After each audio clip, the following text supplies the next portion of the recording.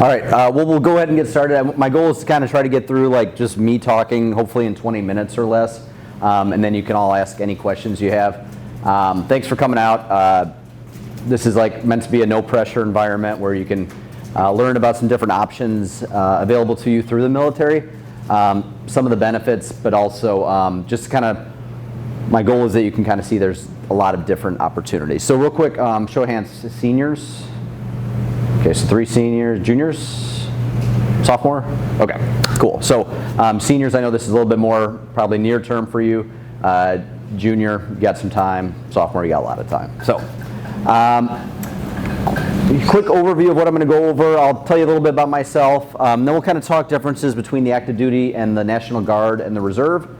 And then kind of break off into talking about different enlisted opportunities for you, and then different officer opportunities for you, and then just kind of some of the stuff I've seen over the years that might be things you want to take into consideration. So a little quick intro about me. I've been teaching for 11 years.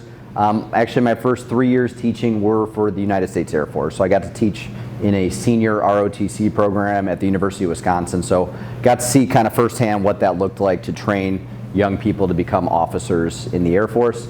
I was on active duty for about a total of 7 years after college. I went through the ROTC program down at the University of Illinois, and then did 4 years in my main career field, aircraft maintenance, followed up with 3 years of instructor duty. And then since I got off active duty, I've been in the Air National Guard for about 8 years. So I got kind of like a broad picture of officer training, kind of what the active duty was like, and now what the National Guard is like. And I have a disclaimer at the bottom, I'm not here to recruit you. Don't go home and say like there's some teacher at school trying to recruit me, okay? I'm really just here to provide information, and I'll put my contact info up at the end if you want. I'm happy to sit down with you another lunch period if you want to kind of talk more one-on-one. I always like to try to have students when they're thinking about like whether it's college, careers, kind of think about like why. And for the military, try to think like what do you want to get out of the military, and that might help dictate like what path you go. It's fine to be looking into the military to help pay for school. That's how a lot of people start off with it, but make sure that there's like a bigger why there, that it's something you really want to do, that it's not just like, well, seems like an easy way to pay for school, because it's not always easy. So first thing I want to talk about is active duty versus the Reserve or National Guard. I probably should have turned this into a pie chart, but we'll talk kind of active duty first. So on the left-hand side of the screen, active duty is kind of what you think about, either going in after high school or maybe going in after college, whether you're going in enlisted or officer. This is going to be a full-time job. There's a chance you are going to deploy somewhere around the world, whether that be, you know, Asia, Middle East, Africa. It could be Europe nowadays with things going on there. So you can deploy. Big thing with active duty, you're going to have to move away. There's not too many active duty bases near Chicago. Great Lakes Naval Station is one of them, but that's just primarily a basic training site. So this is going to be something where you would be moving away. When you are on active duty, you do have an opportunity to work towards a bachelor's degree or a master's degree. When I was in the full-time Air Force, I did online classes to work towards my first master's degree. Please know though that that's like your secondary job. You know, your main job is to be in the military and do whatever job you're assigned to do. So that's why I like the word you may be able to work on school. So realistically, depending what branch of service you go into, depending what career field you go into, you might be really just focusing on your job for that first 2 years. So it might be hard to do like night classes or online school. You get pay, benefits, and I always like to say military, the real secret is like you get skills, you get job skills, you get life experience, which can put you ahead of your peers out there in the civilian world. And if you serve 20 full years, you do get a pension right away on the active duty side. They've kind of changed it where partially it's like, hey, here's a guaranteed amount every month. And then there's also a portion where they'll do like, you maybe hear your parents talk about like a 401k, like a retirement plan where you put in money and they'll match some of it. So that's the full time. And you can get some of that matching and stuff if you leave early. Now the Reserve National Guard, we don't my experience is people don't know a lot about it around here because we don't have a lot of National Guard or Reserve stations around here. But these are kind of the 1 weekend a month, 2 weeks a year type opportunities for you.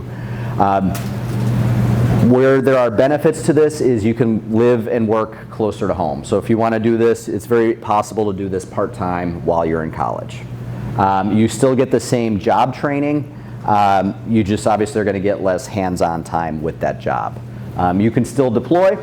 And the way it works for the National Guard is you both fall under like the US government, so they can deploy you with like kind of like as a full-time military member, but they can also deploy you for state missions. So if there's like a flood or a natural disaster, during COVID we activated people to help in nursing homes, help administer vaccines, things like that. This commitment on the Reserve or National Guard side looks like 1 weekend out of every month, definitely a Saturday, Sunday. Sometimes they'll pull you in on a Friday or Thursday if they need you for additional training, and then kind of 14 other weekdays throughout the year. In my National Guard unit, they kind of let us schedule most of those, so as a teacher I schedule most of those during the summer. We have a lot of college kids in our unit too who schedule that time during the summer. And for college students, it's not a bad way to get a few extra bucks in the summer. You still get a lot of college benefits in the Guard or Reserve, and you can be a full-time student. Okay, I'd like to point that out, that like that is one way you can go to kind of get that full-time student experience while serving part-time. And the pension's different. You basically don't get that till age 60, but there's other benefits. You get cheap health care and the education benefits too. Enlisted versus officer, do you all know like difference between enlisted officer, sort of? Are these words foreign to you? Okay, let's talk about it. So enlisted, that's kind of like if you go in right out of high school or with a little bit of college. Usually in movies you'll see these people wearing like stripes on their arms, okay, or stripes on their uniform. These, we'll talk more about that, that's the majority of the military. Officers are a different path. That's a leadership track. So that's like the track you would take to potentially someday be like a general in the Army, Navy, Air Force, or like an admiral in the Marine Corps. I put some photos from movies here just to kind of tell you it's not always like the movies. If you're an officer, it doesn't mean you're going to be Rooster.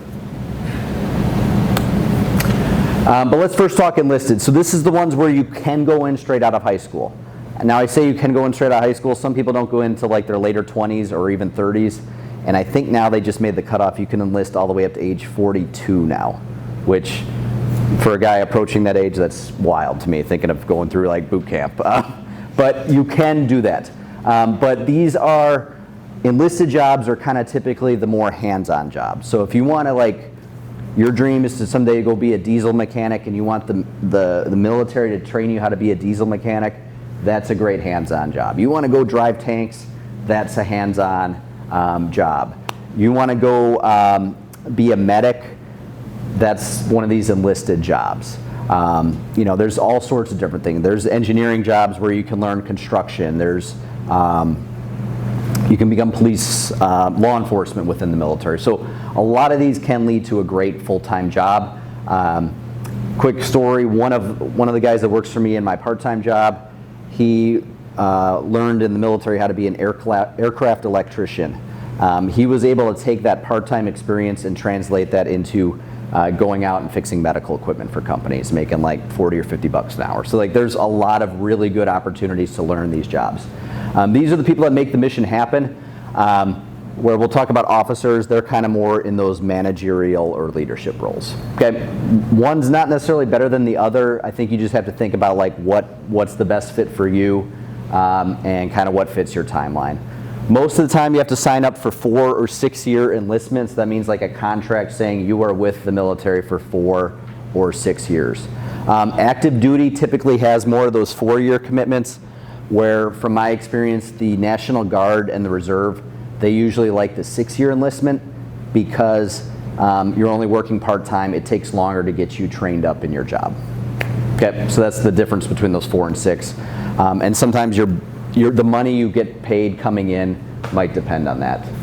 Training really depends on your career field, but you can expect about 2 months of basic training. That's boot camp like you see in movies, followed up with anywhere from, on average, 3 to 6 months average of job training. Now, if you go into something like really specialized, like military intelligence, that could be like a year. Or if you want to be like special forces, that's like a 2-year training time. But most jobs are going to be 3 to 6 months. I always like to tell you, if you are going to talk to recruiters, be careful. Like, their interests may not always line up with your interests, particularly for enlisted recruiters. So those are the folks that you'll see like in the strip malls. They'll come out to the high school. We're very good here at kind of making them very approachable for you. But they're always looking potentially a couple months out where, you know, if you're a year or two out, they may not be able to tell you what jobs are available. But month by month, they usually have like certain jobs that they have to fill. So don't get caught in the trap of like, well, they have to fill these jobs and you want to sign up. Like, other jobs may be available like a month or 2 or 4 or 5 months down the road. Okay? So just like to point that out. And then ASVAB is kind of like the SAT for the military. I forgot what year they can take, anytime I think, but I think you can take it twice. So much like you would for the SAT or ACT, take it twice. Okay, you're going to do better. This job helps determine which career fields, if you go enlisted, that you would be eligible for. So you want to do well on that because you'll get a whole menu of jobs you'll be available for, where if you do very poorly on it, they're going to be like, well, here's the 3 jobs. And typically they're not the more desirable jobs. Okay. Questions on this? Okay, so that's enlisted. We're going to talk officers next. So officer careers are very different. These are the ones so enlisted were things like privates and sergeants and sailors, and I'm trying to remember some of the other ranks. But like private, airmen, sailors, those jobs. These officer jobs are where you hear people called like lieutenant or captain or colonel, major, those kind of ranks. These are typically leadership jobs in the military, and they require at least a bachelor's degree. The reason they require the extra education is they're going to be pumping you with a lot of education throughout your career because they want you to kind of rise to higher levels of leadership, but also kind of like eventually, if you become really high up there, you might be working like with government officials and helping shape our national policy. Okay. Typically, these are more management type jobs. Mine's aircraft maintenance. When I came out of college through ROTC, I was commissioned as a second lieutenant in the Air Force, and like day 1 on the job, I had 75 people under me. Okay. Now in my job, I have over 150 that I'm in charge of. So these are like jobs where you're very much, you know, dealing with people. So if you like people, these are a great way to go. If you like kind of just doing your job in a little cubicle, maybe not the best job. And then some other career fields they reserve for officers, for engineers. You're not necessarily leading people, but you'll be doing engineering type jobs. Pilots, you're kind of initially just responsible for you flying that plane or jet, things like that. We'll talk about different ways to get there next, but there are some other ones like medical, lawyers, and chaplains. Like if you want to be a religious representative, those are also officer jobs. Okay, we're going to go through all those different routes, but there's different ways you have to go through special training programs to become an officer. Okay, first one on the left, I always like to point this one out because this is like the biggest source of officers for the military. It's ROTC. This is different from the ROTC program over at Wheeling. So that's junior ROTC. This is what we just call ROTC or senior ROTC. So this is where you go to a college of your choice as long as they have ROTC, and basically you talk to the representatives there and you get enrolled. They do have scholarships available for seniors. You can apply starting usually, I think it's September time frame. Each branch is a little bit different. They do have some scholarships available. It's not guaranteed. Also, if you just join the program in college, many of them have scholarships available based on your performance in college. So if high school wasn't that great, you can reapply in college. They really vary by service, but the way I like to think about ROTC is like you're minoring in the Army or the Navy or the Air Force in college. So you'll take probably somewhere between about 15 and 30 credit hours of actual academic classes taught by full-time military people about that branch of service. And then typically one summer of college, you'll go off to some sort of boot camp. Okay. Generally though, you get to mostly be a normal college student except for those classes. They'll make you do some leadership training during the week, and then they'll usually make you do some fitness training during the week. So you'll be getting up a couple mornings early. I like this option because it's one of the few options where you can really kind of try out the military without, signing the dotted line and going off right away. Even with these scholarships, a lot of times they give you 1 year to try out the program, and you can still drop. There's scholarships available, and then if you go to an Illinois state school, so like University of Illinois, UIC, Eastern, Western, Southern, as long as they have ROTC, they also have state money available. They're called state tuition waivers.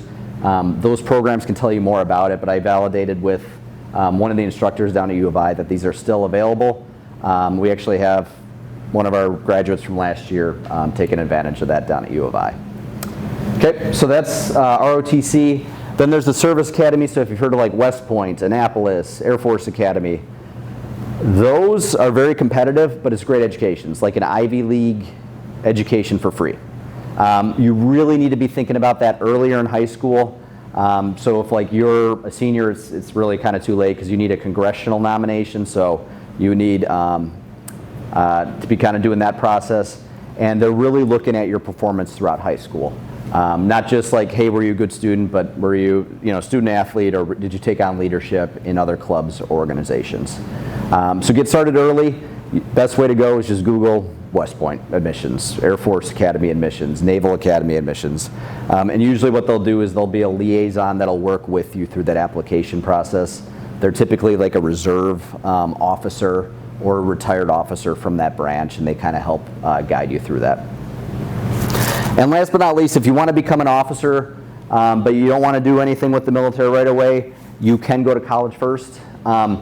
This one is, none of these are guaranteed. Academies, they get so many spots a year. ROTC and these like officer training school programs, they kind of flex based on how many officers does the military need. This one is the most flexible, so like, some years they may need a lot of officers, some years they may not. But basically that's where like your senior year of college or after college you can apply. And that's usually trying to fill whatever needs the military has at the time. And that's also where they can kind of get you for, if you're going to med school, they have some scholarships for med school, law school, and if you want to be a chaplain. Okay, those are very specific needs though. Some considerations to think about: what do you want out of the military? Like, do you want to go to college right away? Do you want a full-time job right now, like after high school? Like if you want to go in, active duty is a great way to go. If you're looking for some assistance with college, you want to learn some job skills, I think there's a couple different ways you could go. You could look at, the Guard or the Reserves. You could look at doing ROTC in college. Okay, so don't feel like you have to sign a dotted line like today if there's a monetary need for college. Big question that always comes up is like, what branch should I join? Should I join the Navy or the Army? You got to kind of pick a branch that you're going to be happy with long term. A lot of you may think like, oh, I might join for 4 years and then I'll be done. I thought I was going to do 4 years and I'd be done, but I'm doing it like 15 years later, and I don't know if I would have done that if I was like, for me, I don't like boats, so like I didn't want to join the Navy, but. Don't necessarily chase that short-term money. Like sometimes like one branch may offer you a little bit more money up front, but think about like if you are going to potentially do this job for the next 20 years, what branch would you want to be in? Where do you think you're going to have the best quality of life too? And then make this part of your college search. How many of you are still are thinking like college is in the future, at least a little bit?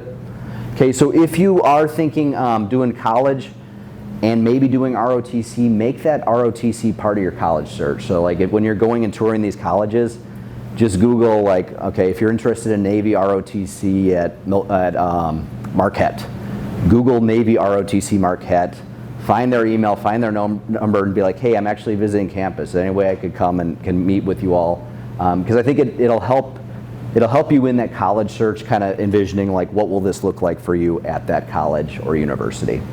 Don't let recruiters tell you what you want. Know what you want and stick to it. And then last thing, I would just like to point out, like, and you all look like very responsible young people, like, military has like their own rules, so like I would not recommend between now and like graduation getting like a face tattoo or anything like that. Like, you know, that stuff can get in the way. If you get into trouble, it's not like a guaranteed like showstopper, but like if you get in trouble with law enforcement or school, for that matter, for possession or usage of drugs or underage drinking, they are going to find out about all that. They have people who are paid to like make sure you're trustworthy through giving you like a security clearance, and they want to make sure you're trustworthy. So stay out of trouble. Okay, and then take care of your body. A lot of things, don't get discouraged when you're like joining, if you do join, if they say, oh yeah, you got that medical condition. Sometimes they're going to like disqualify you at first, but then they're going to say like, oh, we just need like more medical documentation. So like, just, you know, keep mental track or keep like a log of like what doctors you've seen over the years. There's like some scary numbers out there, like 75% of people aren't initially qualified for the military, but a lot of that's people don't follow up. They don't like bring back those doctor's notes that the military asks for. So don't be discouraged. We always say where there's a will, there's a waiver. That, you know, they can find waivers. They can, you know, they just need more information to have a doctor clear those things up. Only got a couple more things. My why. I joined after 9/11, so that was like a big motivator for me. You weren't even born on 9/11, but my generation, that was like a big push. That was why I joined, but I stayed really, I like these pictures because these were a couple of units I've been involved with. This was 2010, my unit, we were deployed to Guam, and it's just the people. And this was 2019, I went to Afghanistan with my unit. And just like the people kind of keep you coming back. Like, definitely for me also, like, health insurance is good. Knowing I'll have like security and retirement through a pension is good too, but it is cool to be part of a team. So that's just, want to throw that out there. Feel free to take a picture of you can start typing my name anytime, but feel free to take a picture of that. But big thing, I'm not always available. When I'm not teaching, I'll happily sit down with any of you. We can meet with you and Miss Ann or Mr. Chiakulas too, or any of your counselors. I definitely want you to like make informed decisions. I'm not an expert on everything, but I'm really good at helping you maybe ask the right questions as you do that search. So with that, any questions for me? Yeah. Okay, so I applied to like other colleges, but like realistically thinking I'm gonna end up at Loyola, and I got into the nursing program there. Awesome. I want to be a nurse in the military, so I would do the like college, get my degree, and then do ROTC through college. And like I went to like the open house at Loyola and like talked to the ROTC person. Good. And I just like I don't know how to like apply, like how to like get into the ROTC. Okay, that one's good. So typically, when I taught ROTC, it was usually kind of like during. They'll probably have a summer orientation. Loyola will, where you'll go to the campus and register for classes.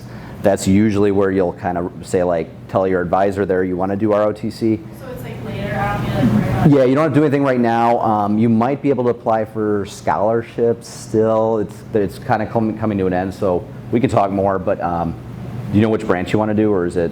Air Force or Navy? Okay. Definitely might be worth looking on those websites real quick, but and I can tell you more about Air Force. Basically, Air Force, if you do the ROTC program now, they've changed it where even if you're not on scholarship, once junior year starts, they're going to give you a scholarship anyways, because at that point you're committed. So they've changed the rules on that. So, but yeah, we can talk, and sometimes it's not at your university. I know Air Force, I think it's through Illinois Institute of Technology. At Northwestern, okay, cool. So yeah, you've done your research, but yeah, that's usually when it comes. But definitely, I would keep in touch with them through your senior year. Just make your interest known, because then they might reach out to you. Because sometimes they'll do like a summer orientation, things like that. Cool. Other questions? Yeah. So like I think my top score right now is Iowa State. Okay. And if I go to Iowa State, am I able to join the National Guard there? Or would I have to be like a resident of the state? Good question. So it could go both ways. every state has their own rules for like the National Guard and how they're going to pay for it. So the tricky thing with the National Guard is like you're on like a state military status most of the time in your training. So it's going to kind of be the state paying for your college. Like here in Illinois, if you go to an Illinois state school, I believe they'll give you 4 free years of like undergrad tuition. I don't know if that transfers to Iowa. I don't think it does. So you may want to also look at the Iowa National Guard because that might be closer to your school. So I would talk to them. It's odd, I'm in the Wisconsin National Guard. So Illinois residents can go up there and they'll get like a discount on tuition, but they're still gonna have to pay that difference of like out of state. So that would be good questions to talk to your. That's what I meant. I meant like, so if I go to school in Iowa State, like, am I able to just be in the Iowa State National Guard? You can, yeah. You can join any state's National Guard. The big thing I would recommend you do is though ask about like what kind of money can I get for this, like what benefits, like what college benefits, just to make sure that you're not, you know, wishing it away. And I know they also do have ROTC at Iowa State, so might just be also worth a conversation with, if you're, depending which branch you're looking at, talking to them and, you know, finding out more about those programs too.